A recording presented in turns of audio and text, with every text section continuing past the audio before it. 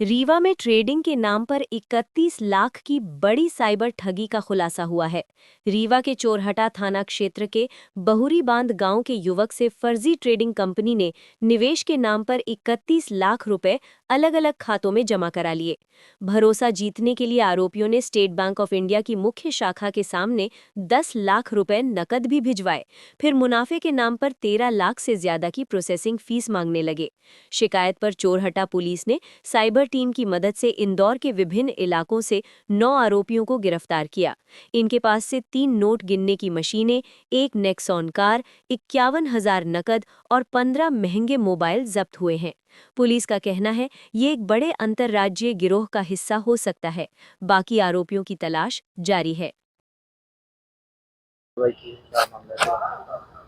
23 फरवरी को बौरी बांध से फरियादी कौशल प्रसाद तिवारी थाने आकर के रिपोर्ट किया उन्होंने कि वो आर्मी से रिटायर्ड हैं और 2025 जून माह में उनके पास एक अज्ञात व्यक्ति ने फ़ोन करके इन्वेस्टमेंट का प्लान बताया और वो उसके झांसे में आ गए और उनने जो है अपने खाते से करीबन 31 लाख लगभग की रकम अलग अलग डेट्स में अलग अलग खातों में उसके बताए अनुसार, उसके कहे अनुसार जमा कर दिया और अगस्त 25 में 10 लाख रुपए नगद उसी अज्ञात आरोपी ने रीवा में उससे जो है स्टेट बैंक के सामने किसी व्यक्ति से, अज्ञात व्यक्ति से डिलीवरी कराई।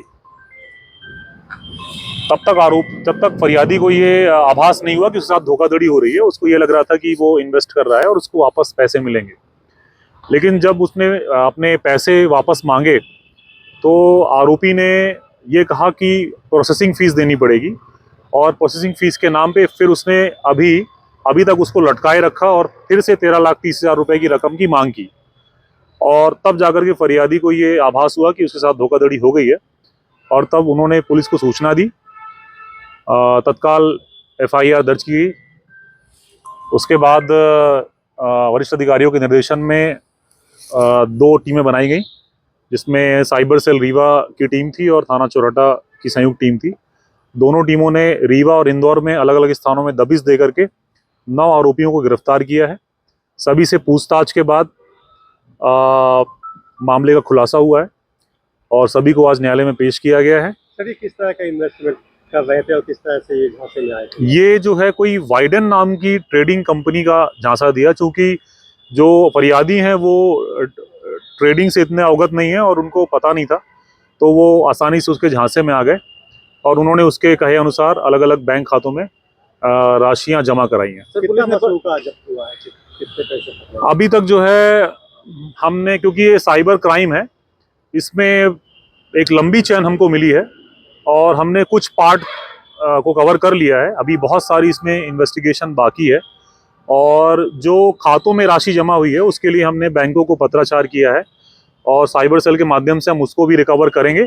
अभी ये जो लिंक है, ये जो नगद राशि उससे ली गई थी, उसके माध्यम से ये लिंक हमने डेवलप की है और 9 आरोपी जो है हमने गिरफ्तार किए हैं। जिस कंपनी के नाम से फ्रॉड हुआ है, क्या वो कंपनी रजिस्टर्ड है? वो एग्जिस्ट कर रही कि नहीं, क्योंकि हमने 23 तारीख को मामला दर्ज किया, 23 को हमने टीम रवाना कर दी, कल हमने अरेस्ट कर लिया और आज तीसरा दिन है। हम सभी आरोपियों को हमने पेश कर दिया है।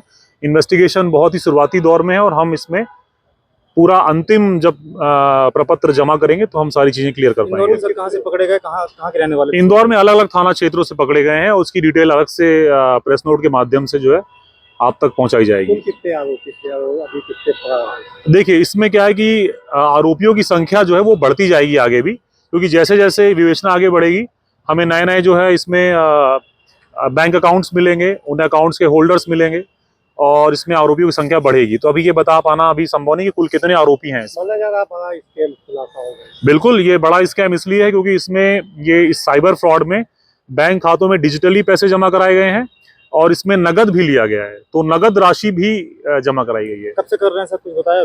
ये आरोपियों का ये कहना है कि वो जो है उन्होंने 2 किस्तें ली हैं, मतलब एक अगस्त 25 में 10 लाख रुपए लिए थे और अभी जो है लेने का प्रयास किया था, लेकिन उसके पहले वो सफल नहीं हुए और पुलिस ने उन तक हम पहुंच गए और उनको पकड़ लिया। 5 आरोपी गुजरात के भी हैं। हाँ, कुछ लोगों का जो है मूल निवास स्थान गुजरात है, लेकिन वो रीवा और इंदौर में बेस्ड हैं अभी। आरोपी कहाँ है सर अभी? आरोपी सभी न्यायिक अभिरक्षा में है।